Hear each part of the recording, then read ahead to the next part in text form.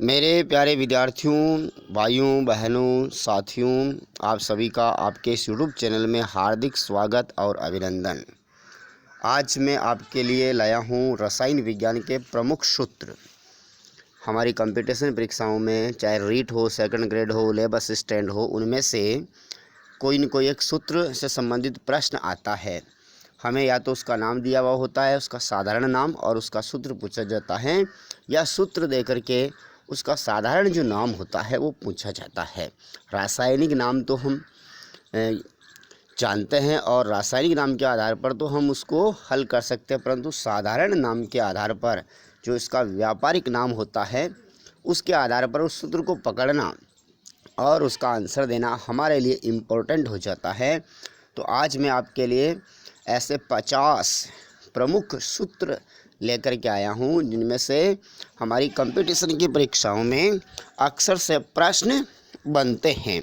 तो मेरे साथियों, आप इन 50 प्रश्नों को हल करने के लिए तैयार हो जाइए।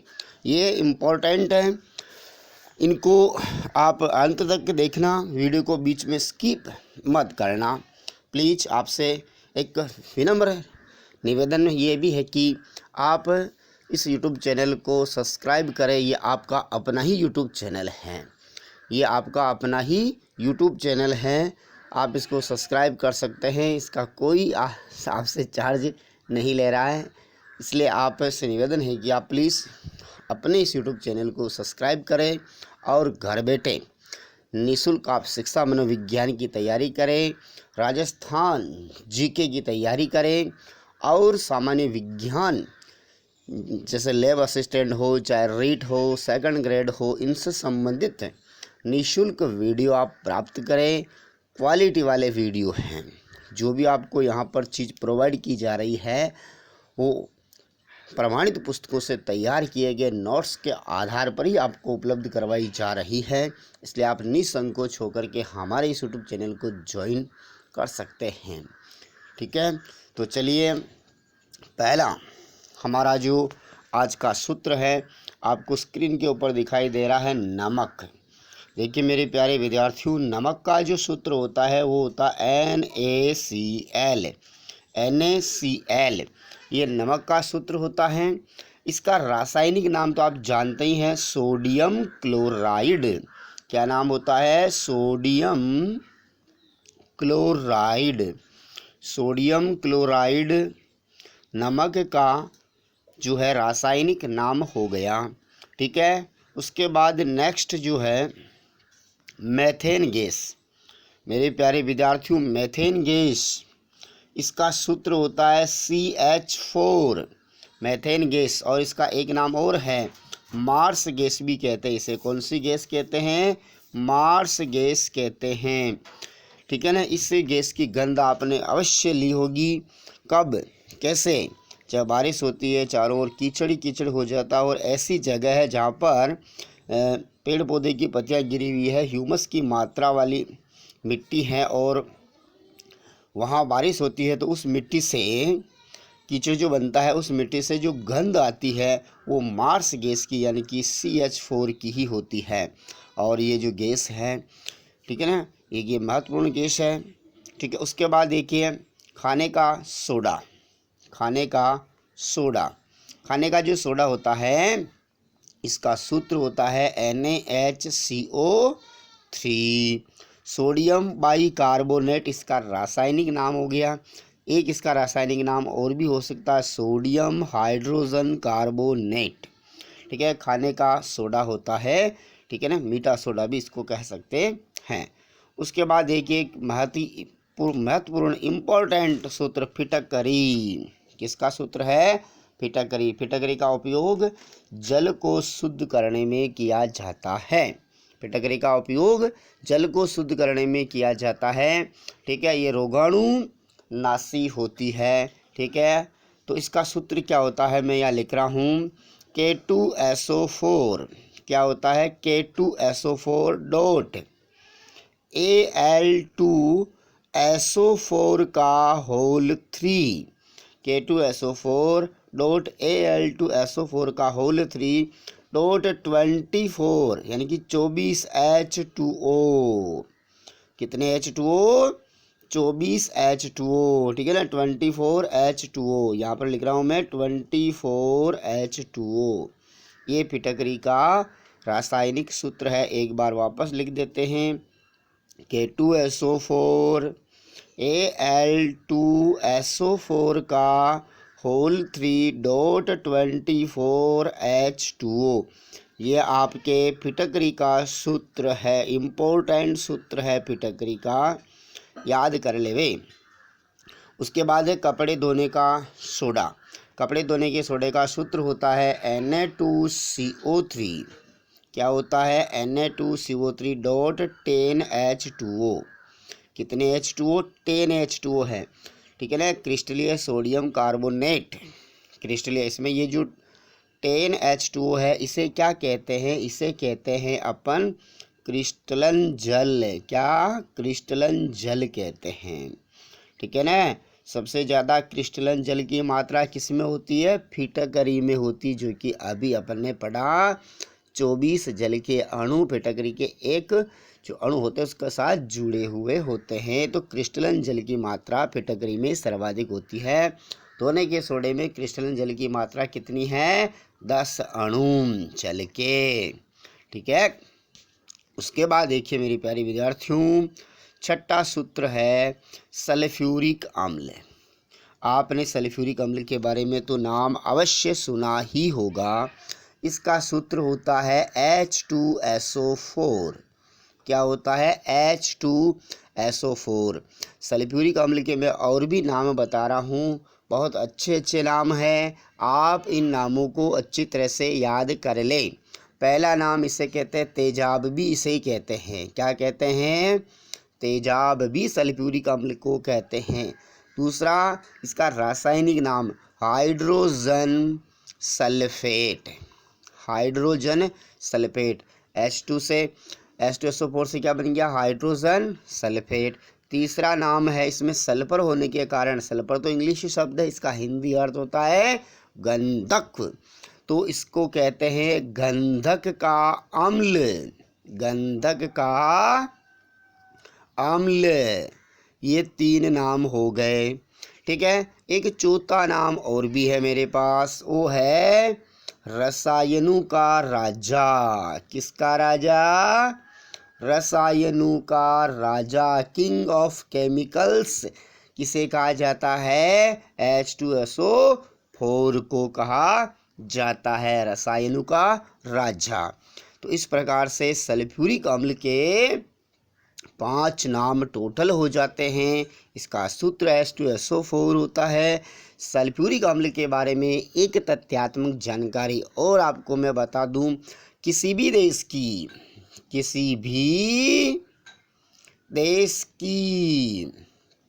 ठीक है ना, जो औद्योगिक उन्नति है, ठीक है ना, रासायनिक उन्नति है, ठीक है ना, औद्योगिक व रासायनिक उन्नति H2SO4 के उत्पादन और खपत से आकी जाती है। यदि किसी देश में H2SO4 का उत्पादन और खपत ज़्यादा है तो इसका अर्थ ये लिया जाता है कि इस देश की जो इंडस्ट्रीज पावर है, केमिकल्स फॉर्मेशंस है, केमिकल्स जो यूजेस है, ठीक है ना, वो बहुत ही अधिक है और ये देश समृद्ध है।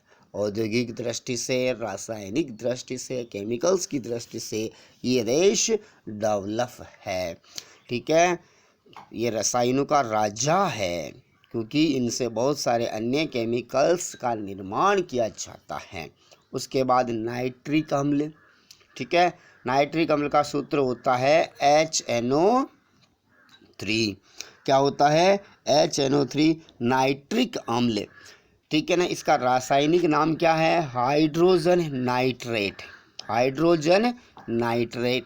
इसका एक साधारण नाम और भी है, इसे ही कहते हैं हम सोरे का अम्ल। किसका अम्ल? सोरे का अम्ल। ये बहुत ही इम्पोर्टेंट है। HNO3 को सोरे का अम्ल भी कहा जाता है मेरे प्यारे विद्यार्थियों। बहुत ही ध्यान रखने योग्य सूत्र और बात है, ये गजब की बात है ये। उसके बाद देखिए 8वां फॉर्मूला क्या कह रहा है, कार्बनिक अम्ल। कौन सी अम्ल? कार्बनिक अम्ल, जिसमें कार्बन की मात्रा होती है, कार्बनिक अम्ल। और कार्बनिक जो अम्ल होती है वो कहाँ से प्राप्त होती है? ठीक है ना, जैविक पदार्थों से। ठीक है ना, तो कार्बनिक अम्ल का सूत्र होता है H2CO3। ठीक है ना, H2CO3। हाइड्रोजन कार्बोनेट ये कार्बनिक अम्ल है। ठीक है, उसके बाद देखिए 9वां सूत्र जो आपको स्क्रीन के ऊपर दिखाई दे रहा है, कास्टिक सोडा। कौन सा सोडा? Caustic soda. कास्टिक सोडे का सूत्र होता है NaOH। सोडियम हाइड्रोक्साइड को ही हम कास्टिक सोडा के नाम से जानते हैं। कास्टिक सोडा जो ये है NaOH एक प्रबल क्षार है। कौन सा क्षार है? प्रबल क्षार है।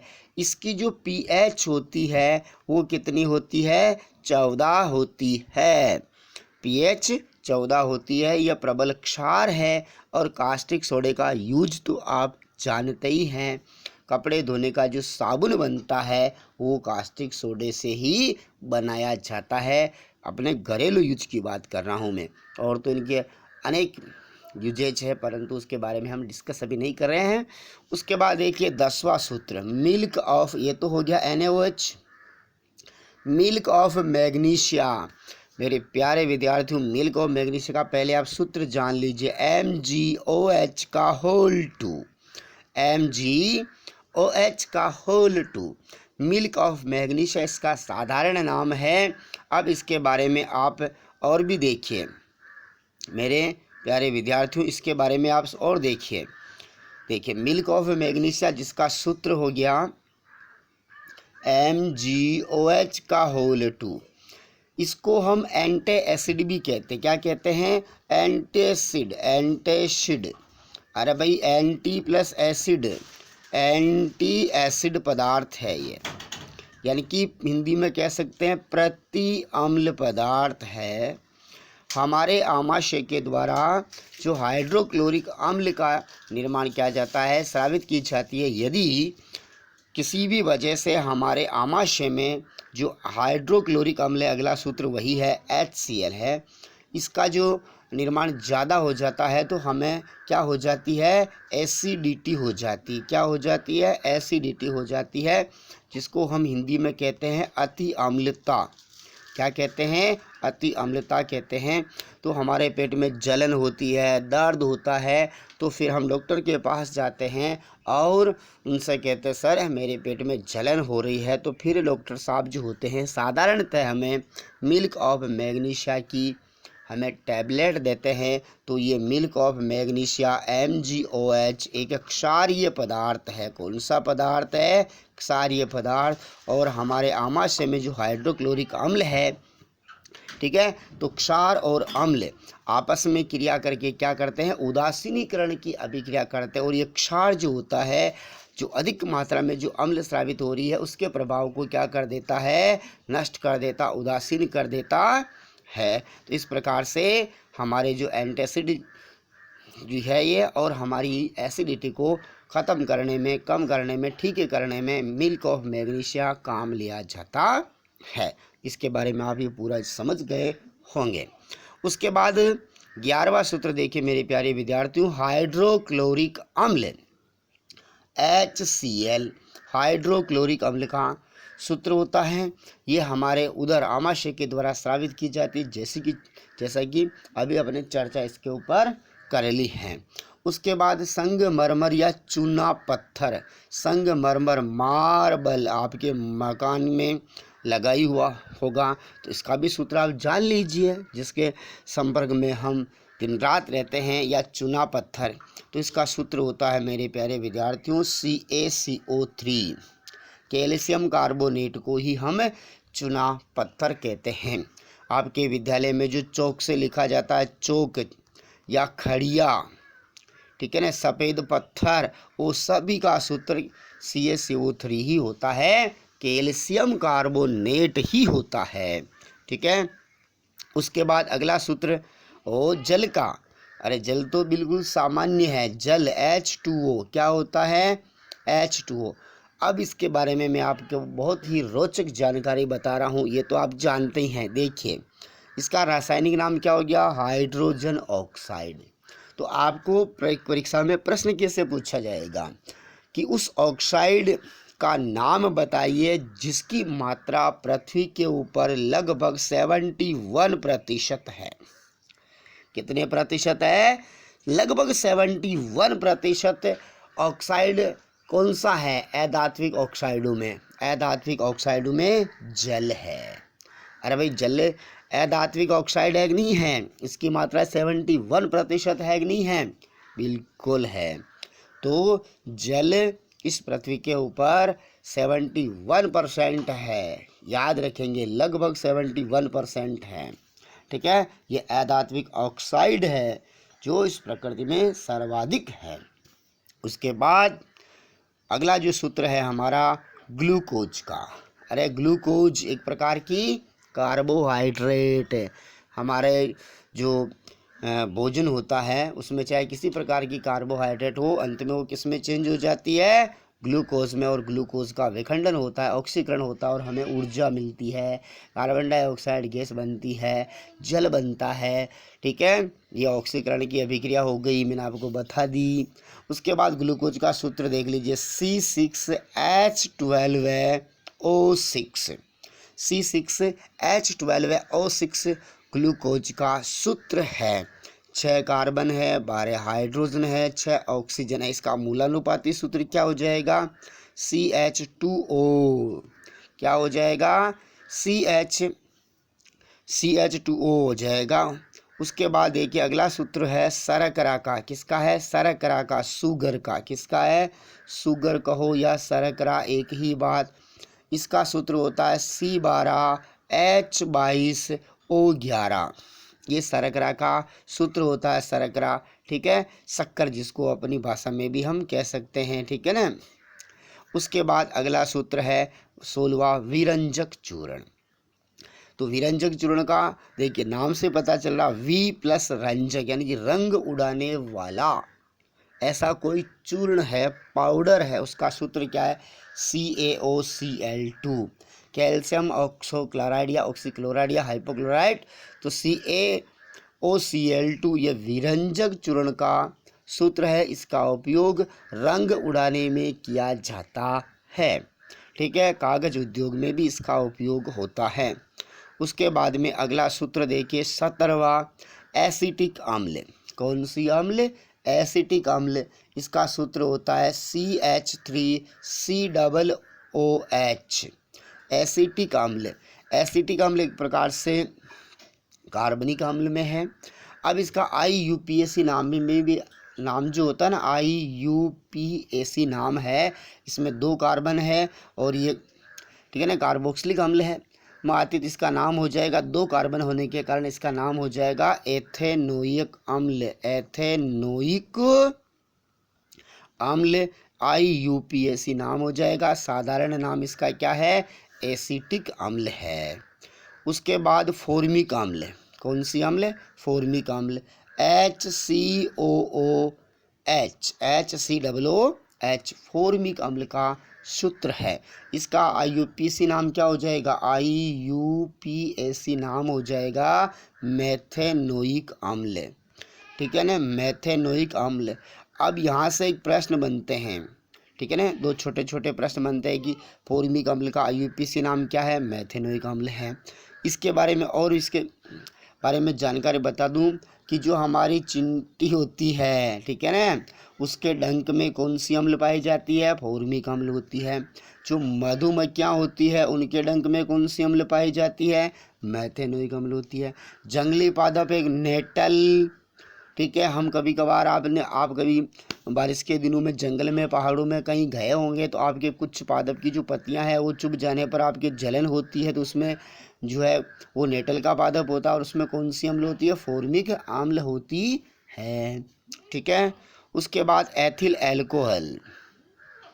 और एथिल एल्कोहल जिसको हम मदिरा, शराब, वाइन, ड्रिंक, ठीक है ना, या सामान्य भाषा में एल्कोहल, क्या कह सकते हैं, एल्कोहल कह सकते हैं, एथिल एल्कोहल, ठीक है। और इसका आईयूपीसी नाम क्या है, एथेनॉल, क्या नाम होता है, आईयूपीसी नाम होता है एथेनॉल। तो मैंने कितने नाम आपको बता दिए हैं। ये सभी नाम जो है परीक्षा की दृष्टि से इम्पोर्टेंट है, कोई सा भी नाम इनमें से पूछा जा सकता है। तो इसका सूत्र तो बताए नहीं, आप बता रहे हैं sir, C2H5OH, C2H5, C2H5OH ethyl alcohol का सूत्र है। एक प्रकार से ये पीने योग्य शराब है, शराब मत पीना कभी मेरे साथियों, ठीक है, पानी खूब पी लेना परंतु शराब कभी मत पीना। उसके बाद है कास्ट स्प्रिट या मैथिल एल्कोहल, इसका छोटा भाई है, एथिल एल्कोहल का छोटा भाई मैथिल एल्कोहल है, इसे कास्ट स्प्रिट कहते हैं, लकड़ी का स्प्रिट कहा जा सकता है। इसका सूत्र होता है, क्या होता है, CH3OH, कास्ट स्प्रिट होता है, ठीक है, CH3OH मैथिल एल्कोहल। ये जहरीला होता है, यदि इसकी कुछ मात्रा का सेवन कर लिया जाता है तो ये तंत्रिका तंत्र के ऊपर एक खतरनाक प्रभाव डालता है और हमारी इससे मृत्यु हो सकती है मैं कास्ट स्प्रिट से। उसके बाद में अगला जो सूत्र है ओहो नीला थोथा। देखो थोथा भी कौन सा है, नीला थोथा। नीला थोथा का सूत्र है CuSO4.5H2O, ठीक है ना, कॉपर सल्फेट, ठीक है ना, क्रिस्टलीय कॉपर सल्फेट नीला थोथा। ये नीले रंग का होने के कारण इसका नाम नीला थोथा रखा गया है। और ये कॉपर सल्फेट होता है, इसमें 5 आपको क्रिस्टलन जल की मात्रा दिखाई दे रही है। उसके बाद अगला सूत्र है सुहागा या बोरेक्स। सुहागा या बोरेक्स जो सूत्र होता है, इसका सूत्र मैं आपको यहाँ बता देता हूँ। Na2B4O7, यहाँ लिख रहा हूँ मैं Na2B4O7, Na2B4O7 डॉट 10H2O, कितना H2O, 10H2O, Na2B4O7 dot 10H2O, इसे बोरेक्स या सुहागा के नाम से जाना जाता है। उसके बाद में 23वां सूत्र है जिप्सम का। किसका सूत्र है, जिप्सम का। ये होता है calcium sulphate CuSO4 dot 2H2O, कितना H2O, 2H2O calcium sulphate gypsum. इसका उपयोग सीमेंट निर्माण में किया जाता है, सीमेंट निर्माण में जिप्सम का उपयोग किया जाता है।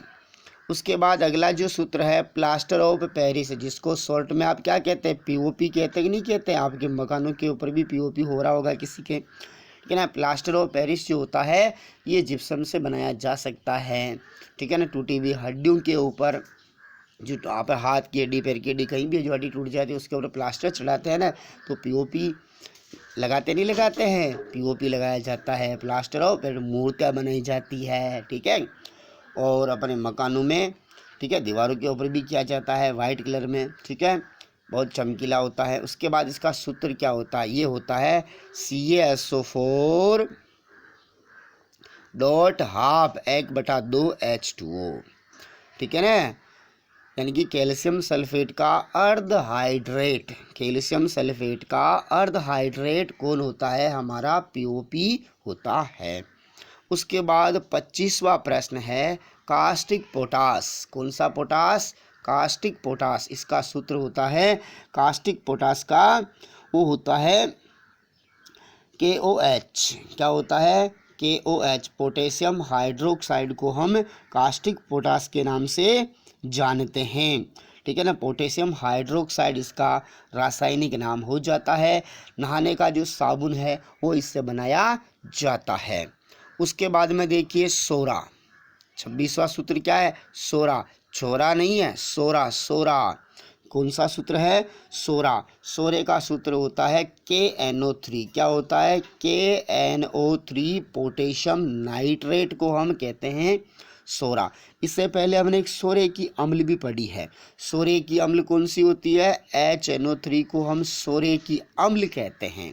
ठीक है, तो सोरा KNO3 पोटेशियम नाइट्रेट है और सोरे की अम्ल क्या है? HNO3 यानी कि हाइड्रोजन नाइट्रेट है। तो इनमें डिफरेंट करना इम्पोर्टेंट है। उसके बाद देखिए, एक ऐसी गैस, यदि आप कभी हंसते नहीं हैं, आपको हंसी नहीं आती है, तो आप इस गैस का उपयोग कर सकते हैं हंसने के लिए। ठीक है ना, हालांकि केमिकल है। लाफिंग गैस, कौन सी गैस है? Laughing gas. इसको हिंदी में कहते हैं हास्य गैस। कौन सी गैस? हास्य गैस। तो इस गैस के प्रभाव से हम क्या करने लग जाते हैं? मुस्कुराने लग जाते हैं, हंसने लग जाते हैं, लाफ करने लग जाते हैं। तो इसका सूत्र क्या होता है? इसका सूत्र होता है Na2O। N2O, N2O। ठीक है ना, हास्य गैस इंपॉर्टेंट, ये परीक्षा में पूछा जाता है। हास्य गैस का सूत्र होता है N2O। इसका रासायनिक नाम क्या होता है? Nitrous oxide. क्या होता है? नाइट्रस ऑक्साइड होता है। क्या होता है? नाइट्रस ऑक्साइड हास्य गैस का रासायनिक नाम होता है। उसके बाद देखिए, चूने का पानी। देखो, पानी भी कौन सा? वो भी चूने का। ठीक है ना, चूना को पानी। ठीक है ना, तो चूने का पानी का सूत्र क्या होता है मेरे प्यारे विद्यार्थियों?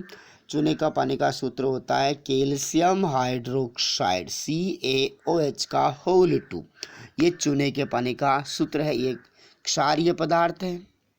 रासायनिक नाम कैल्शियम हाइड्रोक्साइड हो गया, CaOH का होल 2 चूने के पानी का सूत्र हो गया। उसके बाद 29वां प्रश्न है, सूत्र है हमारे लाल दवा। लाल दवा का सूत्र भी इम्पोर्टेंट है, होता है KMNO4। क्या होता है? KMNO4। Potassium permanganate, potassium permanganate इनका रासायनिक नाम हो जाएगा और इसको हम साधारण नाम से जानते हैं कि इसका नाम है लाल दवा। लाल दवा, ठीक है ना, रेड मेडिसिन्स, पोटेशियम परमैंगनेट। ठीक है, KMNO4 इसका सूत्र मैंने यहाँ पर उल्लेख कर दिया है। उसके बाद देखिए, 30वां सूत्र है नवसादर। क्या है?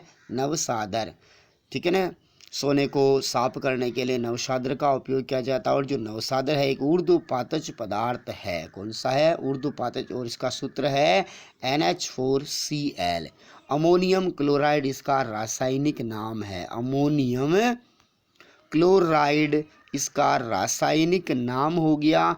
यह ऊर्ध्वपातज पदार्थ है।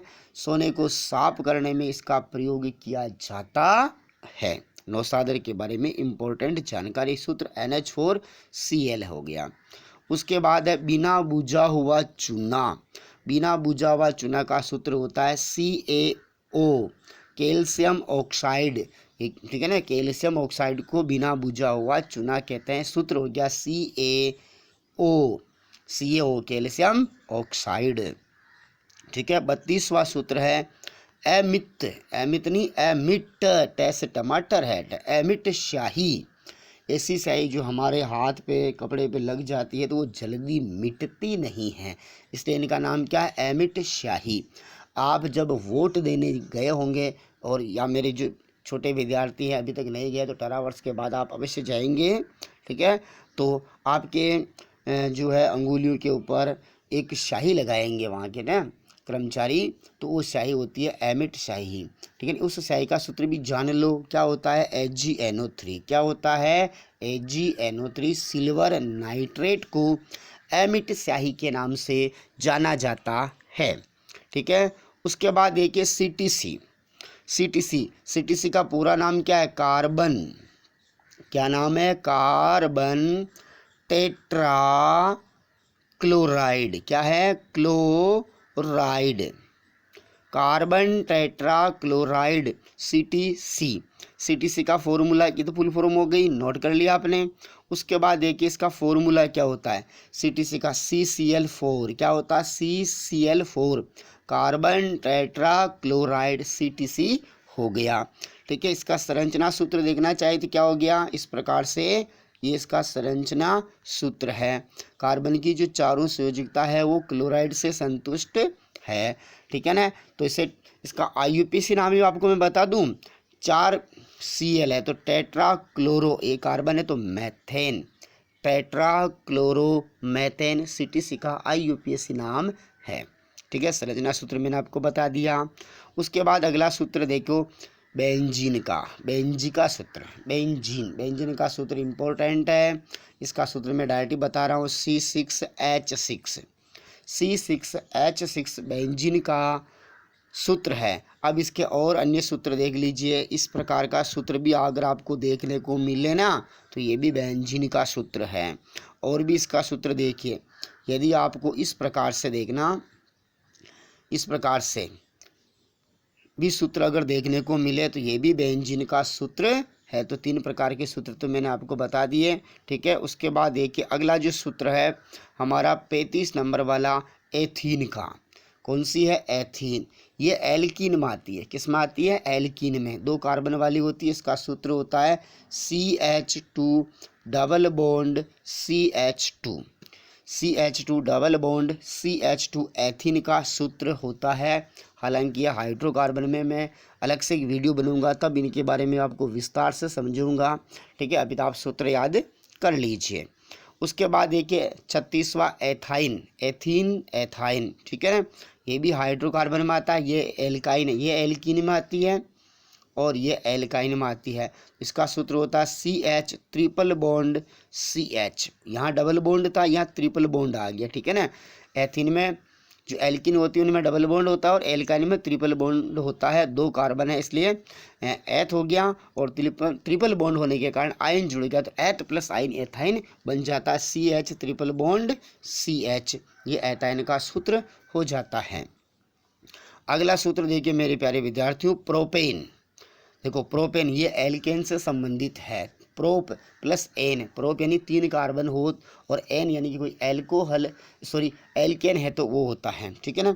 तो देखिए CH3 CH2 single bond CH3 single bond CH2 single bond CH3 को हम कहते हैं प्रोपेन। क्या कहते हैं, प्रोपेन। इनके बारे में जो नाम बना, कैसे बना, 3 कार्बन हो, कितने कार्बन है, 3 कार्बन है, ठीक है। और तीनों कार्बनों के बीच में सिंगल बॉन्ड है, तो एल्केन है तो सिंगल बॉन्ड होने पर एन जुड़ता, 3 कार्बन है तो प्रोप प्लस एन क्या बन जाता है, प्रोपेन बन जाता है। तो ये इसके नामकरण का तरीका है ये तो। उसके बाद देखिए अगला जो सूत्र है हमारा ओजोन गैस, सिंपल है ओजोन गैस। तो ओजोन गैस का सूत्र होता है O3, ये हमारी वायुमंडल की जो एक परत है वहाँ पर पाई जाती है और सूर्य से आने वाले पराबैंगनी प्रकाश की विकिरणों को ये वापस परावर्तित कर देती है, अवशोषित कर लेती है, पृथ्वी के वायुमंडल या पृथ्वी तक नहीं पहुँचने देती है, ठीक है। ओजोन गैस इंपॉर्टेंट है, ये ऑक्सीजन का अपर रूप है। उसके बाद पोटेशियम क्लोरेट, कौन सा क्लोरेट, पोटेशियम क्लोरेट का सूत्र होता है KClO3, ठीक है ना। यह एक ऑक्सीकारक पदार्थ है, इससे ऑक्सीजन गैस प्राप्त की जाती है, ठीक है। और ऑक्सीकारक पदार्थ भी ये होता है। उसके बाद देखिए 40वां सूत्र है पोटेशियम डाइक्रोमेट है, कौन सा डाइक्रोमेट, पोटेशियम डाइक्रोमेट है, ठीक है ना। पोटेशियम डाइक्रोमेट का जो सूत्र होता है वो भी इम्पोर्टेंट सूत्र है और ये होता है K2Cr2O4 potassium dichromate, K2Cr2O4 potassium dichromate, ये भी एक प्रकार का ऑक्सीकारक पदार्थ होता है, ठीक है ना, ऑक्सीकारक पदार्थ होता है। उसके बाद 41वां सूत्र है एल्यूमिनियम क्लोराइड, तो इसका सूत्र होता है AlCl3 एल्यूमिनियम क्लोराइड का सूत्र होता है। उसके बाद कार्बन डाइऑक्साइड गैस तो आप जानते हैं CO2 होती है, ठीक है। 42 हो जाने के बाद 43वां जो सूत्र है जिंक कार्बोनेट, सिंपल है ZnCO3 जिंक कार्बोनेट है, ठीक है। 44वां है एल्यूमिनियम सल्फेट का सूत्र देखिए Al2SO4 का होल 3 एल्यूमिनियम सल्फेट होता है, 44 नंबर वाला कंप्लीट है। उसके बाद देखिए मेरे प्यारे विद्यार्थियों, क्लोरोमीथेन या क्लोरोमेथेन, इसका सूत्र होता है CH3Cl, CH3Cl क्लोरोमेथेन या मीथेन। ठीक है। 46 नंबर पर है hydrogen iodide HI, hydrogen iodide HI, ये तो इनके रासायनिक नाम ही दिए हुए हैं तो सिंपल है। उसके बाद 47 नंबर वाला हमारा फॉर्मूला है सोडियम एसीटेट। हाँ, यहाँ थोड़ा सा इम्पोर्टेंट है, तो इसका सूत्र होता है CH3COONA, सोडियम एसीटेट। ये सोडियम और ये एसीटेट होता है। यहाँ पर ऋण मूलक बड़ा होने के कारण इसको हमने पहले लिख लिया और धन मूलक छोटा होने के कारण इसको बाद में लिख लिया, तो सोडियम एसीटेट का सूत्र हो गया।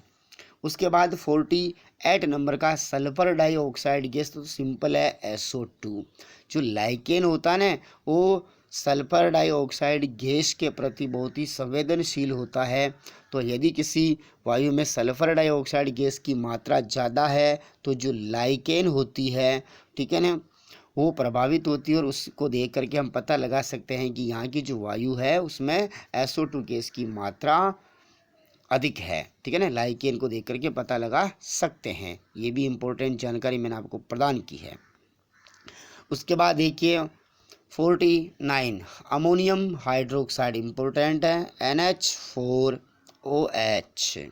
अमोनियम हाइड्रोक्साइड एक दुर्बल क्षार है। कौन सा क्षार है? दुर्बल क्षार है। ठीक है ना। उसके बाद 50वां जो आज का अंतिम और 50वां है हाइड्रोजन ब्रोमाइड HBr। ठीक है ना। इस प्रकार आपके 50 जो है आज के रसायन विज्ञान से संबंधित जो फॉर्मूले थे वो कंप्लीट होते हैं। और अब आपको क्या करना है, वीडियो को लाइक करना है, 100% नंबर देना है, और चैनल को अभी तक आपने सब्सक्राइब नहीं किया तो सब्सक्राइब करना है और वीडियो को शेयर तो ज़रूर करना है। ठीक है। और सब्सक्राइब और ये शेयर दो काम तो आपको कम्प्लीटली करने हैं। उसके बाद जय श्री राम, नमस्ते, जय हिंद, जय भारत। आपका दिन मंगलमय हो, आपका भविष्य उज्जवल हो, ऐसी मैं माँ सरस्वती से, परमपिता परमेश्वर से प्रार्थना करता हूँ। तो आप भी प्लीज़ अपने इस YouTube चैनल को सब्सक्राइब कीजिए। सब्सक्राइब करने का कोई आपसे अलग चार्ज नहीं ले रहा हूँ मैं। हमारी तो सभी कक्षाएं निःशुल्क चल रही, कोई, ठीक है, आपसे कोई चार्ज नहीं। आपके मोबाइल का सही यूज हो इसके लिए मैं प्रयास कर रहा हूँ। जय हिंद, जय भारत।